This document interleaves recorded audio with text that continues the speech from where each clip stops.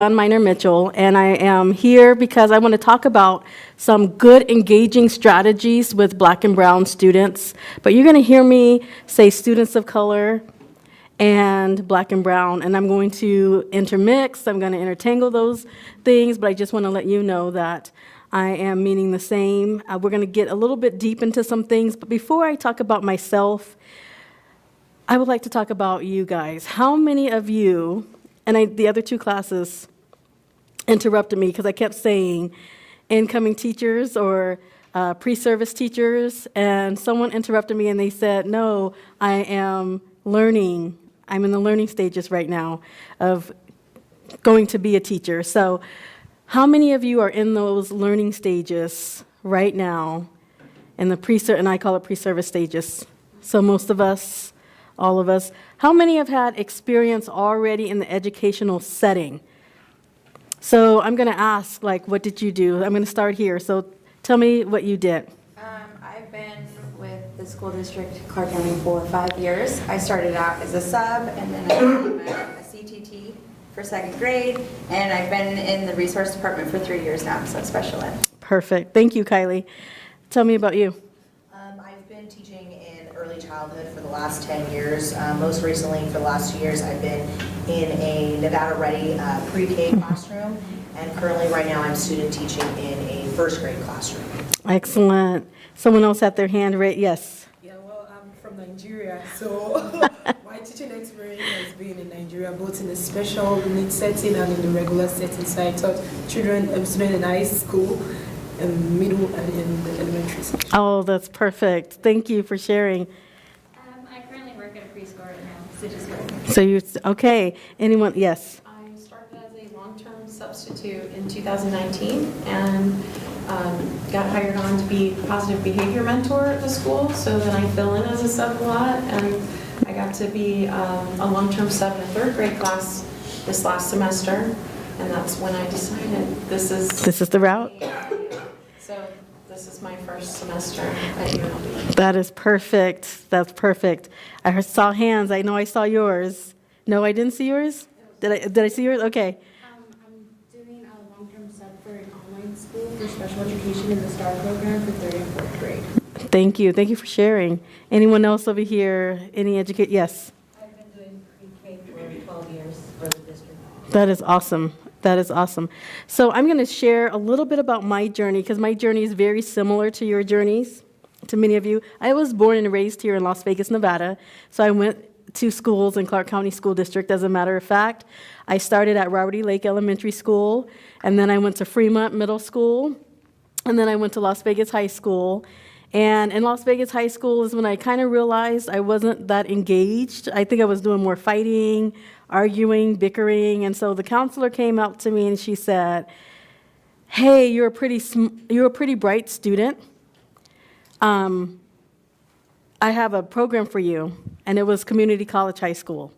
And so I went there, graduated with 2 years already of college credits, came to UNLV, finished my bachelor's in early childhood special ed, my master's in special education, my 2nd master's in urban leadership, and now I'm finishing my doctoral in leadership. And so the reason why I loved surveying this group and the others is because I started out as a support staff substitute at O'Callahan Middle School in the kitchen. And then I worked for CCSD, and CCSD came to me and they're like, hey, we'll pay for your college degree. We'll finish paying you to go to college. And I also had the Millennium Scholarship, so that helped as well. And that's what gave me the push to finish my bachelor's. I wasn't done there. I went back and I got a master's and continued. And then I started from support staff to then I went as a substitute. And then as a substitute, I went as, someone said early childhood in here. Early childhood. I taught early childhood at Sunrise Acres Elementary School. Then from there, I became, I went resource, and then I went gen ed. So I taught kinder, 1st and 2nd, dabbled in 3rd and 4th as well. And then from there, I know many of you are making some connections. Then from there, I became a literacy strategist. I was a math strategist. I worked district-wide at CPD as a literacy coach for teachers and for administrators. And then I went back into the schools as a literacy coach, read by grade 3. And then I was promoted to be assistant principal at Priest Elementary School on the west side of town, and then now I'm a principal on the east side of town. So I've made my journey. It took me 20 years, but I made my journey throughout CCSD, and it's very similar to the journeys that you guys are making, and it was a program similar to this that gave me my push as well. So I kind of wanted to talk about my first grade, my experiences here in CCSD, all the way up to those college experiences in CCSD. But who you are is important. When understanding and engaging with others, because we just now had engagement. Your journey is important to me because I make connections to those journeys, so I know exactly what you're going through in parts of that journey at least. And this is the same kind of connection that we need to make when we're in the classroom with students, because parts of our journeys are the journey that they're going through currently, and that's how we can make some decisions that are engaging to students, especially students of color who are not engaged in school. So I'm going to talk about this for a moment. Let's get into the statistics. Why is it important to engage all students, especially students of color? And I'm going to leave this up to you. Just looking at this graph, what is it telling you? And this is just in Clark County right now.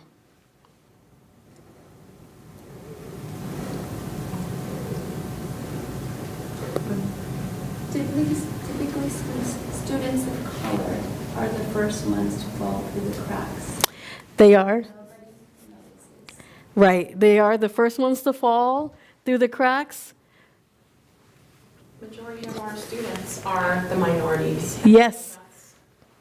That's our population at schools. So if you look at 75% currently, and this is changing, it's even more so now, but 75% of our students identify as students of color.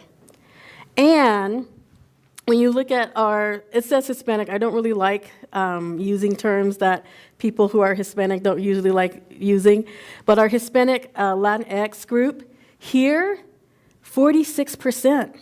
And then we have our Black African American group here, 14%. Those are some huge numbers when it comes to who we serve in Clark County. So why is it important to engage now? Someone already said, because they make the majority, but also when we don't engage, what happens? Our students aren't getting educated. They're not making those connections. They're not. And then we experience as educators burnout. I hear educators all the time, especially when you go to board meetings, the first thing they're complaining about is all the things that are not happening in Clark County School District or all the things that are not happening in teaching. But that's not really why we're walking away in education. Those things have always happened. When you go into a classroom and you haven't engaged with students and it is hard and you're fighting every day and you're having behaviors, you walk away because you burn out, you get tired, on top of all the other things that are happening to you. So it is important to engage with these students because it's going to save you in the long run. So I'm going to talk about some 8 engagement strategies that there are hundreds of engagement strategies, and some of these also coincide with Dr. Delpitt's engagement strategies. But the reason I pick these is because if you Google them, they're going to be the first ones to come up, right? And it's not on the what you read, it's how you apply it. You can read all day, but if you don't know the how and the when, you're going to struggle and then find burnout. So let's look at how to apply those engagement strategies. I can't stress this enough. Learn about your students. This is the number one engagement strategy, is learn about your students. We have to come out of our comfort zone, judgment-free zone. Assumptions. There are no assumptions. We do not know. For example, I have a very good friend who's Jamaican and I am African American. We are both black. But the mistake is thinking we're very different. Thinking we're the same. We are not the same. And my other friend is, she's black like me, but she is Puerto Rican. Very different. We cannot come with assumptions just because we look at skin color. That's why we have to look at culture. We have to ask the parents. We have to go to the students. We have to understand their culture. We have to understand language. Language is not just words either. We have to understand body language. We have to understand tone. We have to understand, all of that comes with language. And intent is huge. I'm going to talk about intent in a moment. But the first thing is coming out of that comfort zone and going into that learning zone. Because when you're in the panic zone, it's too late. As a matter of fact, when you're in the panic zone, kids pick up on that. You become reactive. And what do you have in the classroom when you're always in that panic zone? You have chaos and you have behavior. And you are engaging in students in the wrong ways. You are becoming punitive because we forgot to do what? Stay in the learning zone. So let's talk about that learning zone. In the first few weeks of class, or the first time you get that student, who should you be talking to also? The families. You're asking the families, hey, what do you expect of me as a teacher? Where do you expect your students to be, your student, your child to be at the end of the session, at the end of the year? You are engaging in the families. I have not had one family tell me they want their kid to not succeed. I've never had that. They always want their kid to succeed. And if they're saying that, then there's something going on that's wrong. We need to help you out differently. But for the most part, almost 100% of the time, they want their kids to succeed. It is your job now as the educator to learn what that looks like and to engage in ways that promote that. That is what's going to get you the biggest bang for your buck when engaging with kids. The next thing that I really want to dive into, because I see this all the time as I'm observing educators, is sometimes the lack of culture, sometimes the lack of understanding the language, but intent. Intent is huge. So, for example, when an educator is engaging with the student, and I get a phone call from a parent saying, so-and-so is racist. I get it all the time. That's why I use this one. So-and-so is racist. And this so-and-so could be black, could be white, could be Hispanic, Latino, Latinx. The so-and-so could be anything, but I get it a lot. So-and-so is racist. Tell me how, parent. Well, so-and-so said this to my kid. And they may say something like, well, you need to try, you need to do better, you need to, okay. So what does that mean to you, parent? Well, they're putting down my kid because of this. Or they're putting down my kid because of that. What do you think they're reading into? They're reading into language, and therefore they're trying to read your intent. And when your intent isn't clear, when you don't have a relationship with that family, when you were out of your comfort zone and into the learning zone with that family, they know. And that's what they're complaining about. Because they're reading all of these things that didn't happen right now, and now your intent is not right with them. And it is hard to win back families when they feel like your intent is not correct. Make sure you engage with families and you are understanding culture and you're understanding their language. And you're also using language that they understand as being positive and help their kids succeed. Because when they feel like it doesn't, you get into an intent issue. And it's hard. Are there any questions, anything that resonate with anyone? I would like to just make a very quick comment about intent. I research whether or not we prepare. I work for UNLV, I teach at UNLV, and I research whether or not we prepare you for diverse populations. And something that has come up, it was very eye-opening.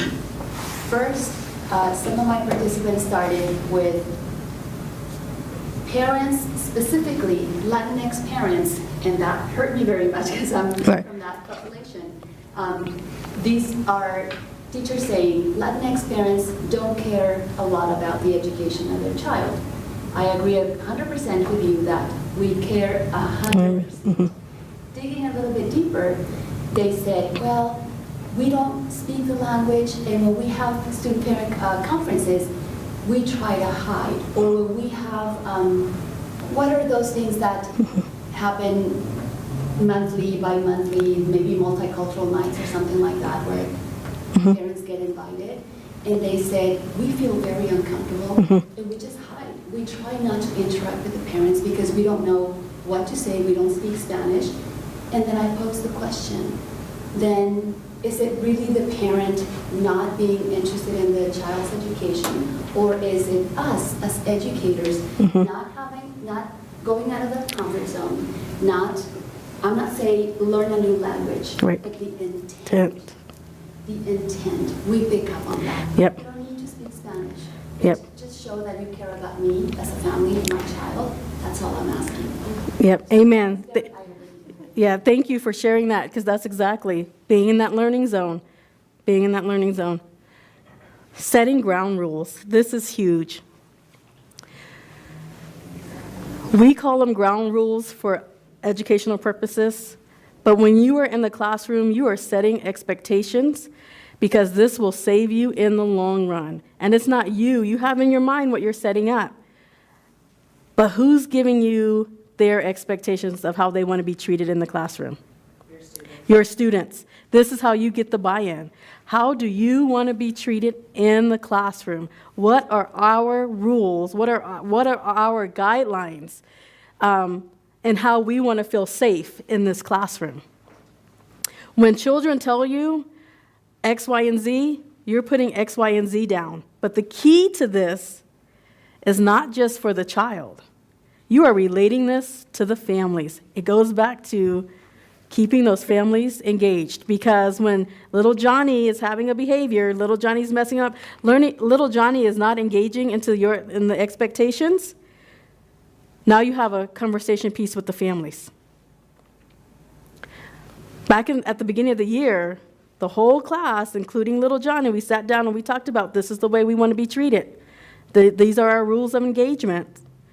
But little Johnny wasn't able to comply with rule number or in whatever number 7 or 3 or 2. So here's the little red slip. Can you please talk to little Johnny so that he can do better tomorrow? One of the number 1 complaints that I get from parents is that our teachers don't communicate. Teachers didn't call Johnny's family. And then when I have to have that conversation with the family, the teacher never told me. That's the first thing I get. The teacher never told me.